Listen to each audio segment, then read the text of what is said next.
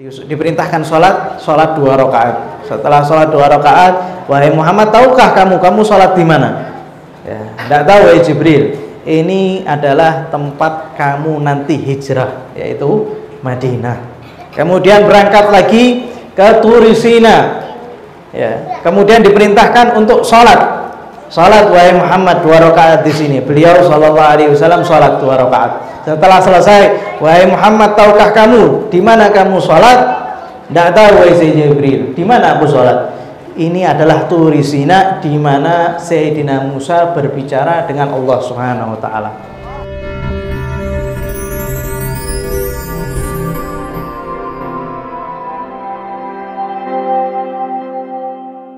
Muhammadan abdu wa rasuluh. Allahumma salli wa sallim ala Sayyidina Muhammadin miftahi babi rahmatillah adada ma fi ilmillah salatan wa salaman daimaini bidawami mulkillah wa ala alihi wa sahbihi rabbi shrah li sadri wa yassir li amri wahlul 'uqdatam min lisani yafqahu qawli wahdi qalbi wa saddid lisani bihaqqi Sayyidina Muhammadin sallallahu alaihi wa alihi wa sahbihi wa sallam. Amma ba'd. Alhamdulillah, segala puji bagi Allah Subhanahu wa taala yang telah mengumpulkan kita bersama di masjid yang insyaallah penuh barakah. Tempat yang paling dicintai oleh Allah Subhanahu wa taala adalah masjid-masjidnya. Semoga ini termasuk bukti Allah Subhanahu wa taala mencintai kita. Amin Allahumma. Kalau kepingin tahu apakah kita dicintai oleh Allah Subhanahu wa taala atau tidak, maka kita tinggal ngelihat di mana Allah meletakkan kita. Kalau Allah Subhanahu wa taala sering memberikan kita taufik ke masjid, ke tempat-tempat yang baik, kumpul sama orang-orang yang baik, itu tanda Allah ingin kebaikan kepada kita. Kalau seandainya enggak, nah ini perlu ditanda tanya. Amal apa yang menyebabkan kita sulit untuk melakukan kebaikan, sehingga semoga kumpulnya kita ini termasuk yang diridhai oleh Allah Subhanahu wa taala, termasuk bukti Allah Subhanahu wa taala cinta kepada kita, dan semoga Allah Subhanahu wa taala berkat kumpulan kita ini kita termasuk yang mencintai Allah dan mencintai Nabi Muhammad sallallahu alaihi wasallam. Amin Allahumma amin. Kalau membahas tentang Nabi Muhammad sallallahu alaihi wasallam, maka dikatakan oleh Habib Ali yang beliau paling cinta sama Habib Nabi Muhammad sallallahu alaihi wasallam, yafnaz zaman wa fihi ma lam yusafi. Kiamat sudah berkumandang, kiamat sudah terjadi, sedangkan masih ada sifatnya Nabi Muhammad sallallahu alaihi wasallam yang belum dibahas. Ini dari saking banyaknya sifat Nabi Muhammad sallallahu alaihi wasallam. Insyaallah malam ini kita akan bercerita sedikit tentang kejadian Isra wal Mi'raj. Isra itu perjalanan Nabi Muhammad sallallahu alaihi wasallam dari Masjidil Haram ke Masjidil Aqsa. Sedangkan Mi'raj itu perjalanan daripada langit pertama, langit kedua, langit ketujuh sampai Sidratil Muntaha, sampai berjumpa dengan Allah Subhanahu wa taala. Maka dikatakan Isra wal Mi'raj. Isra itu perjalanan malam, ya, daripada Masjidil Haram ke Masjidil Aqsa. Nabi Muhammad sallallahu alaihi wasallam ketika itu dalam keadaan sedih karena pamannya meninggal, istri beliau meninggal. Maka Sayyidina Jibril diperintahkan oleh Allah Subhanahu wa taala untuk menggembirakan hati Nabi Muhammad sallallahu alaihi wasallam. Sayyidina Jibril malam-malam itu tiba-tiba datang kepada Nabi Muhammad sallallahu alaihi wasallam. Biasanya Sayyidina Jibril tidak pernah datang. Nabi Muhammad sallallahu alaihi wasallam sudah di kasurnya. Maka kemudian dibangunkan, kemudian Sayyidina Jibril membawa Nabi Muhammad sallallahu alaihi wasallam ke Masjidil Haram. Kemudian beliau disuruh sholat di situ, kemudian di makam Ismail. Maka dipersiapkan hati Nabi Muhammad SAW untuk berjumpa dengan Allah Subhanahu wa taala. Karena kejadian ini sangat besar. Seorang nabi sebelum Nabi Muhammad tidak mampu untuk berbicara atau untuk melihat tajallinya Allah Subhanahu wa taala. Sayyidina Musa alaihi salatu wassalam, yang kita tahu bahwasanya ini mukjizat yang agung. Sayyidina Musa apa? bisa berbicara langsung kepada Allah Subhanahu wa taala. Kemudian Sayyidina Musa mengatakan, "Rabbi, arini anzur ilaik." Ya Allah, coba aku pengen melihat engkau. Maka kata Allah Subhanahu wa taala, "Lan tarani." Engkau tidak akan mampu untuk melihatku. Kemudian Allah Subhanahu wa taala menyuruh Sayyidina Musa, "Wahai Musa, coba kamu ke jabal." Ya. Qala lan tarani. Allahumma shalli Muhammad. Qala rabbi arini anzur ilaik. Qala lan tarani walakin unzur ila jabal. Tapi lihat ke gunung wahai Musa. Fa in istaqarra makanahu fa sawfa tarani. Kalau seandainya aku bertajalli ke gunung tersebut dan kamu mampu untuk melihat tajalliku atau penampakan cahayaku di dalam gunung tersebut, niscaya kamu mampu untuk melihatku. Ini Sayyidina Musa. Mukjizatnya tidak main-main, jumpa berbicara langsung kepada Allah Subhanahu wa taala. Falamma tajalla rabbu lil jabali ja'alahu dakka. Ketika Allah Subhanahu wa taala bertajalli ke atas gunung, maka gunung itu bergetar. Fakharra Musa sa'iqa. Maka Sayyidina Musa langsung apa? Langsung jatuh pingsan. Nah, ini Nabi Muhammad SAW mau berjumpa dengan Allah Subhanahu wa taala, maka dipersiapkan hatinya. Dibelah hatinya oleh Sayyidina Jibril, dikeluarkan hatinya, dibersihkan dengan air zam-zam, kemudian dikeluarkan daripada bagiannya syaitan. Maksud bagiannya syaitan apa? Nabi Muhammad ini rahmatan lil alamin, rahmat untuk seluruh alam, dan seluruh alam itu maksudnya apa? Masih wallah, selain Allah dapat rahmatnya Nabi Muhammad. Iblis semestinya juga dapat, tapi dikeluarkan oleh Allah Subhanahu wa taala melalui Sayyidina Jibril, dikeluarkan bagian ini, rahmatnya ini. Kalau seandainya rahmat ini tidak dikeluarkan, iblis terkena rahmatnya Nabi Muhammad. Sedangkan Allah Subhanahu wa taala dari awal sudah melaknat iblis ila yaumil qiyamah, sampai hari kiamat dia termasuk mal'un. Maka dikeluarkan hadzus syaitan, bagian daripada syaitan ini. Kemudian dibersihkan lagi, kemudian dimasukkan ke dadanya Nabi Muhammad SAW, diusap seperti sudah tidak ada bekas. Lah sekarang, zaman sekarang ini masuk akal. Zaman sekarang apa? Masuk akal operasi tanpa bekas. Sudah ada belum? Ya, di zaman sekarang sudah ada operasi tanpa bekas. Jadi ibu-ibu kalau sesar mungkin sekarang sudah tanpa bekas. Ya. Ini zaman dulu tidak masuk akal, bagaimana ini disembelih, dibelah gini, kemudian dibalikkan seperti sedia kala. Zaman sekarang sudah ada, itu pakai lemset kembali seperti sedia kala. Dipersiapkan oleh Allah Subhanahu wa taala. Kemudian Allah Subhanahu wa taala mengutus tunggangannya. Tunggangannya apa? Buruk. Ya, buruk ini diperintahkan oleh Allah Subhanahu wa taala untuk turun. Ini tunggangannya para nabi. Setiap nabi dipersilakan untuk naik buruk. Ini kendaraannya para nabi. Kalau diperlukan langsung buruk itu turun. Tapi setiap nabi kalau naik buruk tidak dipakaikan pelana oleh Allah Subhanahu wa taala. Khusus Nabi Muhammad dipersiapkan pelana supaya Nabi Muhammad SAW duduk di atas pelana. Sallallahu alaihi wasallam. Kemudian dipersilahkan sama Sayyidina Jibril. Buruk ketika itu tidak tahu kalau ini yang dibawa ini Nabi Muhammad SAW. Buruk enggan untuk apa? Untuk dinaiki. Maka Sayyidina Jibril mengatakan, "Wahai buruk, tenanglah kamu, sesungguhnya yang akan menunggangimu ini adalah orang yang terbaik yang diciptakan oleh Allah Subhanahu wa taala." Seketika buruk itu langsung sadar, oh ini Nabi Muhammad sallallahu alaihi wasallam, langsung tenang, ta'adduban, adab dengan Nabi Muhammad sallallahu alaihi wasallam. Kemudian beliau berangkat ke Masjidil Aqsa. Subhanalladzi asra bi abdi lailan minal Masjidil Haram ilal Masjidil Aqsa alladzi barakna haulahu, yang mana kita berikan keberkahan antara Masjidil Aqsa sampai Masjidil Haram. Diberikan perjalanan ini penuh dengan keberkahan, sehingga Sayyidina Jibril memampirkan Rasulullah SAW ke tempat-tempat yang mulia. Pertama, diperintahkan oleh oleh Sayyidina Jibril untuk sholat di Dzatun Nakhl, ya, di satu tempat yang penuh dengan kebun kurmanya. diperintahkan sholat 2 rakaat. Setelah sholat 2 rakaat, wahai Muhammad, tahukah kamu sholat di mana? Ya, tidak tahu wahai Jibril. Ini adalah tempat kamu nanti hijrah, yaitu Madinah. Kemudian berangkat lagi ke Turi Sina. Ya, kemudian diperintahkan untuk sholat wahai Muhammad 2 rakaat di sini. Beliau sallallahu alaihi wasallam sholat 2 rakaat. Setelah selesai, wahai Muhammad, tahukah kamu di mana kamu sholat? Tidak tahu wahai Sayyidina Jibril. Di mana aku sholat?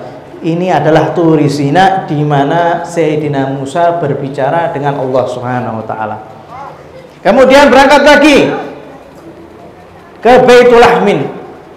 Diperintahkan Sayyidina Jibril memerintahkan Rasulullah SAW untuk sholat. Wahai Muhammad, sholat di sini 2 rakaat. Sholat lagi 2 rakaat. Kemudian setelah itu Sayyidina Jibril tanya, wahai Nabi Muhammad, tahukah kamu di mana kamu sholat? Tidak tahu wahai Jibril. Di mana? Ini di Bethlehem, ya, di mana tempat Allah Subhanahu wa taala melahirkan Sayyidina siapa? Sayyidina Isa alaihi salatu wassalam. Ini tempat lahirnya. Ini penuh berkah. Alladzi barakna haulahu, sholat di sini.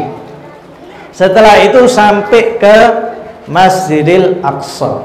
Sampai Masjidil Aqsa, Buraq turunkan, diriwayatkan diikat di satu batu. Satu batu itu sama Sayyidina Jibril dibolongi dengan tangannya. Sayyidina Jibril ini malaikat yang paling besar, ya, paling agung.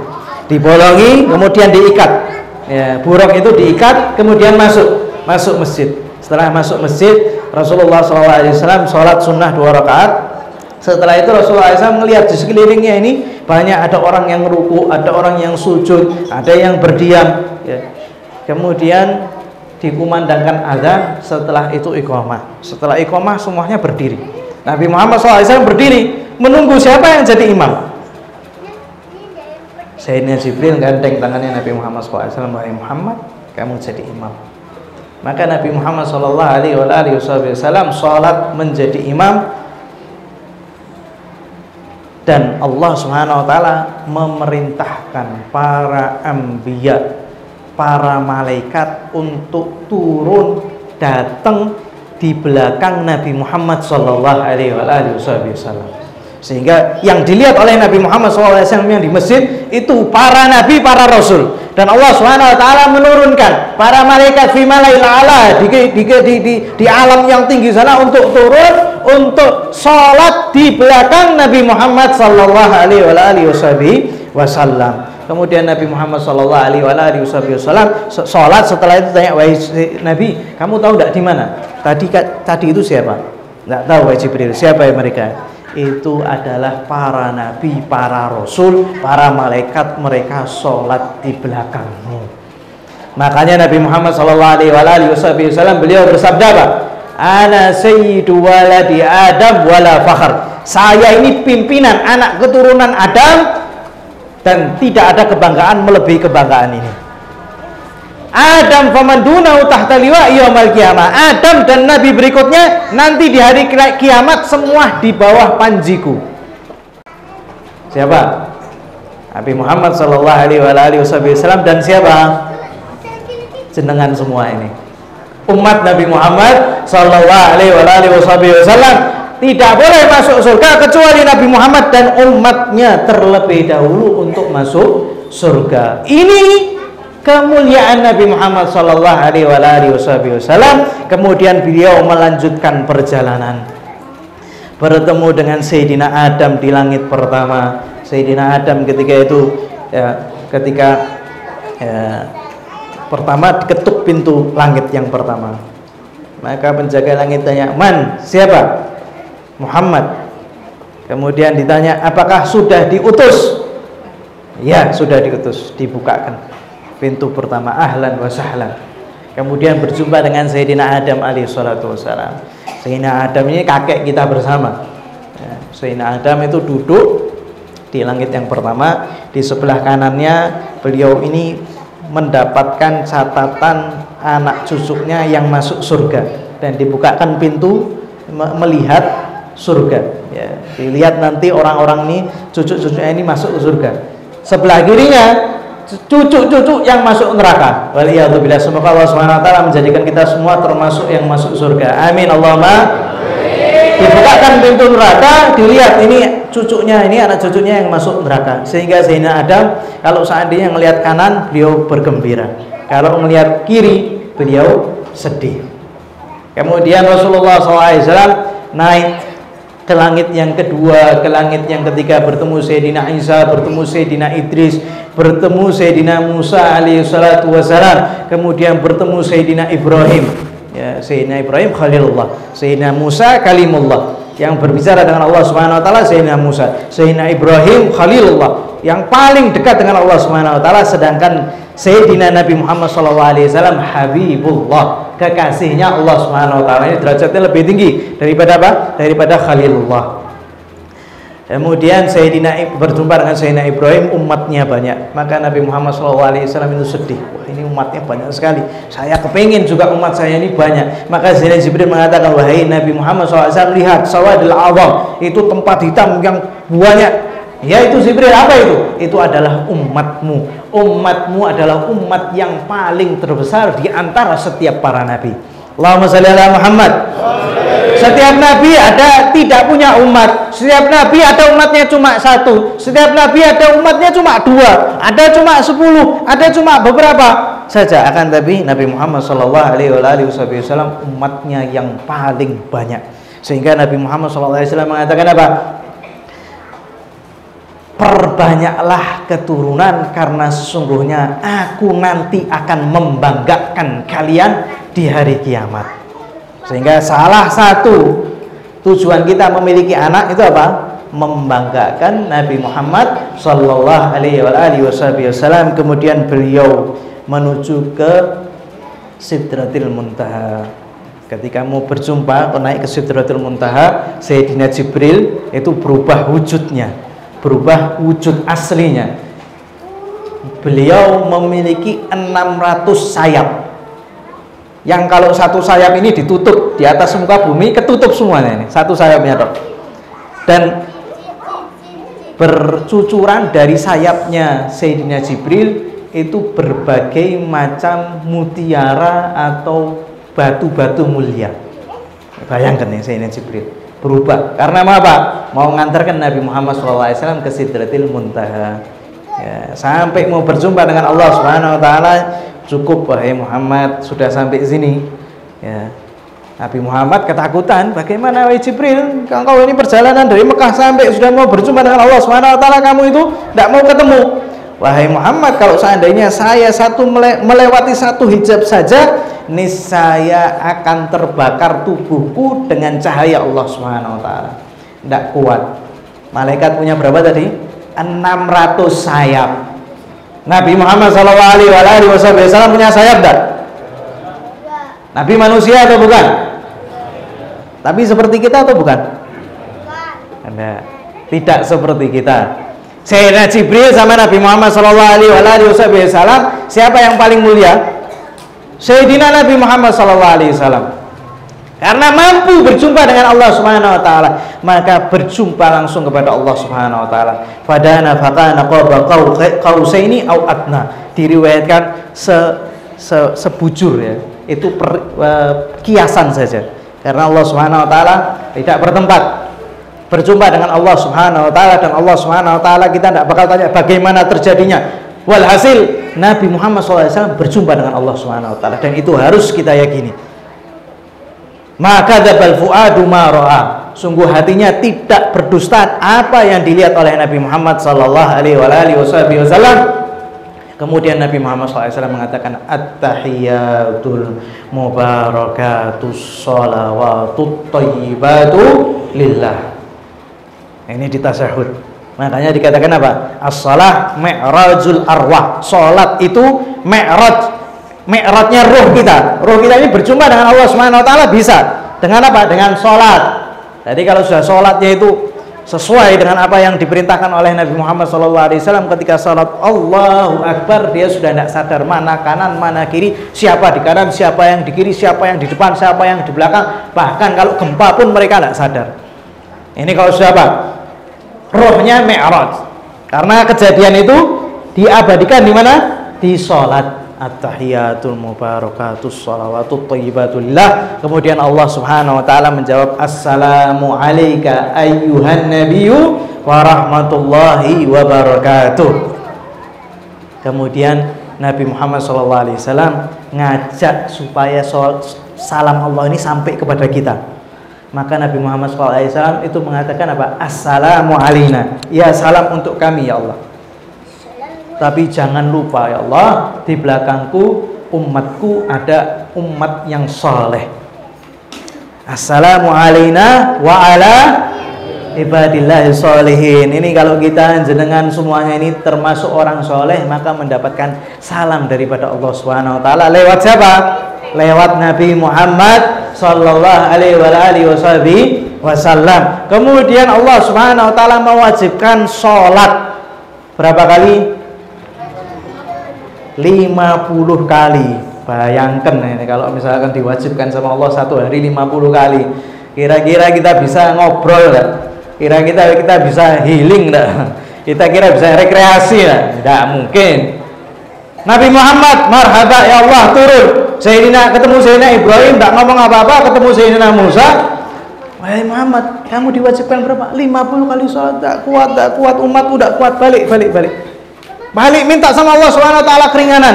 Izin sama Sayyidina, musyawarah sama Sayyidina Jibril. Jibril bagaimana? Balik Muhammad. Balik berangkat, sumpah sama Allah Subhanahu wa taala lagi. Diturunkan 5. Balik lagi, turun, ketemu Sayyidina Musa, enggak kuat, naik lagi.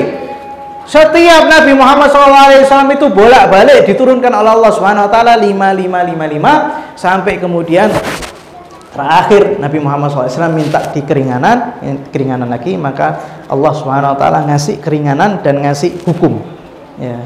Wahai Muhammad, aku sudah tetapkan umatmu wajib sholat 5 waktu dan mendapatkan pahala 50 kali sholat. Dan tidak ada yang merubah ketetapanku. Dan aku menghukumi barang siapa yang beramal saleh, maka aku lipat gandakan 10 kali. Barang siapa yang beramal hasanah, satu kebaikan, dilipat gandakan oleh Allah Subhanahu wa taala 10 kali. Dan barang siapa yang niat untuk beramal saleh dan dia tidak melakukan, maka aku catat 1 kebaikan. Dan aku telah tetapkan, wahai Muhammad, barang siapa yang niat untuk beramal buruk sedangkan dia tidak melakukannya, maka aku tidak catat 1 keburukan. Dan barang siapa yang mengamalkan 1 keburukan, sudah niat kemudian diamalkan 1 keburukan, maka aku catat 1 keburukan. Wis turun wahai Muhammad. Berarti 1 kebaikan ini 10 banding 1. Ini bayangkan ya, 10 kebaikan banding 1. Makanya malaikat ini heran kalau seandainya ada umat Nabi masuk neraka. Ini sudah kebangetan. Berarti tidak pernah datang majelis, tidak pernah datang. 10, bayangkan 10 kebaikan. Jadi kalau jenengan puasa 1 bulan itu cuma 3 hari, berarti dapat pahalanya berapa? 30 hari. 3 hari dikasih pahala oleh Allah Subhanahu wa taala puasa sebulan. Bayangkan. Turun Sayyidina Nabi Muhammad SAW, berjumpa dengan Sayyidina Musa. Wahai Nabi Muhammad, balik. Tidak, kata Nabi Muhammad SAW, tidak, aku malu untuk kembali. Aku sudah minta sama Allah Subhanahu wa taala sampai aku malu. Nah, Sayyidina Musa ketika itu ngambil kesempatan. Ambil kesempatannya apa? Setiap Nabi Muhammad SAW kembali kepada Allah Subhanahu wa taala, Nabi Muhammad SAW itu melihat cahaya yang luar biasa. Sehingga wajah cahaya Allah Subhanahu wa taala ada di tubuh Nabi Muhammad SAW, dan Sayyidina Musa kenikmatan melihat cahaya yang dihasilkan daripada Nabi Muhammad SAW. Sehingga setiap kembali itu Sayyidina Musa itu senang. Jenengan itu kalau seandainya ketemu dengan orang-orang soleh, maka pulang itu wajahnya sumringah. Kalau kita itu dapat kabar gembira, wajah itu sumringah. Itu ibu-ibu ahli itu. Kalau seandainya suaminya itu pulang bawa uang banyak, kelihatan nih wajahnya. Wah, ini sumringah. Ini mesti dapat gaji gede atau rezeki yang gede. Itu kalau duniawi saja. Bagaimana berjumpa dengan Allah Subhanahu wa taala? Sayyidina Musa ngerasakan nikmatnya tersebut, sehingga terus disuruh Sayyidina Musa untuk kembali, sampai Sayyidina Musa itu enggan. Sayyidina Nabi Muhammad SAW malu, kemudian turun ke perjalanan lagi nih. Perjalanan daripada turun ke Masjidil Aqsa, kemudian mau perjalanan ke mana? Ke Masjidil Haram, ke Mekah.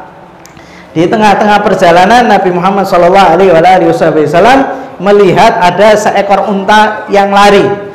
Ya, kemudian ada orang-orang sekitarnya yang mencari apa? Untanya. Maka Nabi Muhammad SAW mengabari yang di atas buruk ini, hei, dia untamu lari ke barat atau lari ke timur, ditunjukkan sama Nabi Muhammad SAW.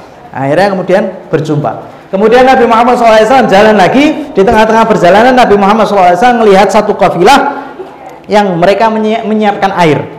Ya, kemudian Nabi Muhammad SAW minum daripada air tersebut tanpa izin. Kenapa? Karena zaman dulu mereka di Arab itu kalau masalah air tidak perlu pakai izin lagi. Jadi langsung minum aja. Ya, itu sudah adatnya mereka di sana. Jadi kalau misalkan ada perjalanan, kemudian ada kafilah, ada air disiapkan di luar, itu untuk umum. Makanya Nabi Muhammad SAW minum. Kemudian Nabi Muhammad SAW sampai, ya, lanjut lagi, ya, sampai kamarnya. Siti Aisyah ketika itu mengatakan perjalanan Isra dan Mi'raj Nabi Muhammad SAW itu tidak memakan waktu yang lama. Diriwayatkan kasurnya masih anget. Ya, jadi sudah tidak bisa kita pikirkan dengan akal kita.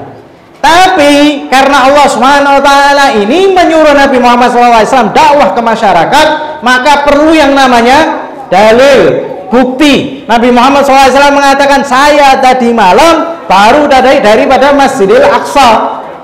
Orang-orang, Muhammad dari Masjidil Aqsa. Percaya, Masjidil Aqsa ini perjalanan mungkin berapa bulan baru sampai. PP ini bisa 3 bulan. Kamu tadi malam dari Masjidil Aqsa, subuh ini sudah sampai masjid, sudah sampai Masjidil Haram. Oh iya. Istrinya itu kesian sama Nabi Muhammad. Nabi Muhammad, saya percaya sama kamu, tapi jangan kabarkan sama orang-orang. Nanti orang-orang ini tidak percaya. Enggak, aku diperintahkan oleh Allah Subhanahu wa taala untuk ngabari. Kemudian musuhnya siapa? Abu Jahal. Hai Muhammad, kalau seandainya aku nanti katakan, aku kumpulkan orang-orang ini semuanya, aku katakan Muhammad dari Masjidil Aqsa, kamu tetap akan mengatakan seperti itu? Tetap aku katakan seperti itu. Dikumpulkan sama Abu Jahal semuanya. Sini ada pengumuman, Muhammad ngaku baru daripada Masjidil Aqsa. Kemudian diceritakan Nabi, ya, aku bahwasanya daripada Masjidil Aqsa. Perlu bukti masyarakat ini. Mana buktinya? Kamu itu daripada Masjidil Aqsa. Maka diterangkan oleh Nabi bahwasanya ada kafilah fulan, dia kehilangan unta, maka aku tunjukkan arah unta itu di mana. Datang ke kafilah itu, betul enggak? Ya. Setelah mau pembuktian ditanya, betul enggak? Kamu kehilangan unta. Oh iya betul. Tanda pertama betul. Kemudian bagaimana kamu bisa menemukannya? Aku mendengar suara. Bahasanya untamu lari ke sini. Suaranya mirip Muhammad. Allahumma shalli ala Muhammad. Pembuktian pertama benar. Kemudian apa lagi wahai Muhammad? Saya minum air rombongannya fulan. Kalau tidak percaya tanya sama rombongan. Apakah kamu ketika itu kehilangan, habis airnya berkurang, ada tanda-tanda ada air? Iya benar. Dan kami tanya ke sekeliling kafilah, tidak ada yang minum daripada air tersebut. Bukti 2 sudah terbukti. Kemudian apalagi wahai Muhammad buktinya? Ini nanti rombongan ini baru berjalan sudah menuju Mekah. Paling nanti sebelum maghrib kafilah ini bakal datang. Ya, di riwayat yang lain Nabi Muhammad SAW sampai ditanya jendelanya di Masjidil Aqsa itu ada berapa. Kita ini kalau sekali baru masuk masjid sini, kita tidak kepikiran jendelanya ada berapa. Ya, itu kafir Mekah sampai jendelanya ada berapa. Kalau kamu misalnya betul ke Masjidil Aqsa, yang ahli saja tidak mungkin. Yang ahli didatangkan itu sudah berkali-kali ke Masjidil Aqsa. Maka Sayyidina Jibril menunjukkan miniatur Masjidil Aqsa, gambarnya Masjidil Aqsa. Ya. Sama Nabi Muhammad saya dihitung, di bagian barat 1, 2, 3, 4, 5. Betul lah, betul. geser kayak slideshow ya. 1, 2, 3 dihitung, disifati sama Nabi Muhammad SAW dengan sebaik-baik sifat. Kemudian sampai terakhir bukti yang ketiga, kafilah ini bakal nyampe pas maghrib. Lah orang kafir ini kepengen Nabi Muhammad SAW salah. Fulan, kamu lihat di barat, kalau matahari terbit, kafilah ndak ada. Berarti Nabi Muhammad ini bohong. Satu disuruh jaga arah masuknya Mekah, yang satu di barat. Kalau matahari tenggelam langsung. Nabi Muhammad SAW itu ngomongnya perkiraan. Kita misalkan dari Solo ke Jakarta, kalau ditanya sama orang datang jam berapa, ya kira-kira sebelum subuh. Ya mungkin nolong sampai subuh sudah sampai di rumah. Nah Nabi Muhammad SAW perkiraan mungkin maghrib. Tapi karena ini ingin membuktikan, semestinya kafilah ini datang setelah maghrib. Tapi matahari ini miliknya Allah Subhanahu wa Ta'ala. Matahari disuruh nunggu, mataharinya tidak tenggelam-tenggelam sampai ketika kafilah itu terlihat, yang sana jerit matahari terbenam, yang di sana kafilah sudah datang. Benar sabda Nabi Muhammad Sallallahu Alaihi Wasallam untuk membuktikan Isra wal Mi'raj itu nyata adanya. Kemudian kita dikasih warisan Nabi Muhammad Sallallahu Alaihi Wasallam berupa sholat ya. Dari saking pentingnya sholat, maka jangan sampai kita tinggalkan.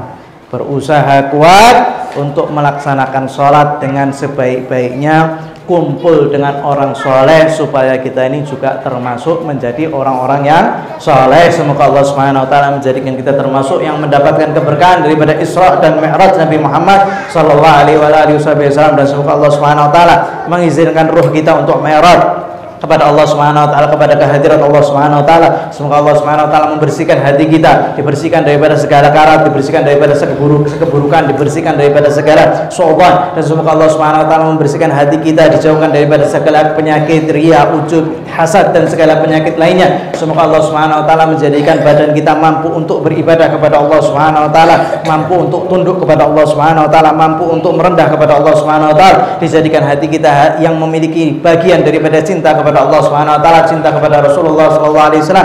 Dan semoga Allah Subhanahu wa Ta'ala menjadikan kita termasuk yang mengkaji daripada sejarah Nabi Muhammad sallallahu alaihi wasallam, mencintai Nabi Muhammad sallallahu alaihi wasallam. Dan semoga Allah Subhanahu wa Ta'ala jadikan kita termasuk yang mendirikan salat, juga keturunan-keturunan kita dijadikan yang termasuk yang mendirikan salat, yang menjaga salat. Semoga Allah Subhanahu wa Ta'ala memberkahi kita dengan memberikan kita anugerah, yaitu khusyuk di dalam salat dan tenang di dalam salat. Dan semoga Allah Subhanahu wa Ta'ala menjadikan kita termasuk yang meninggal dalam keadaan husnul khatimah, mudah mengucapkan kalimat la ilaha illallah inda sakaratul maut. Dan semoga berkat majlis daripada Isra wal Mi'raj ini, semua kita dimasukkan ke surga oleh Allah Subhanahu wa Ta'ala. Di antara kita semua yang tidak ada yang masuk neraka, ya Allah, berkat majlis ini ya Allah, kami minta tidak ada satupun di antara kita yang masuk neraka, ya Allah. Ampuni dosa-dosa kita ya Allah, jadikan kita termasuk yang mampu untuk melaksanakan syariat. Ampuni dosa-dosa kita ya Allah, akhiri usia kita dalam keadaan husnul khatimah, ya Allah biha, ya Allah biha, ya Allah bi husnul khatimah, ya Allah biha, ya Allah biha, ya Allah bi husnul khatimah, ya Allah biha, ya Allah biha, ya Allah bi husnul khatimah. Wa sallallahu ala sayyidina Muhammadin nabiyil ummi wa ala alihi wasallam, walhamdulillahi rabbil alamin.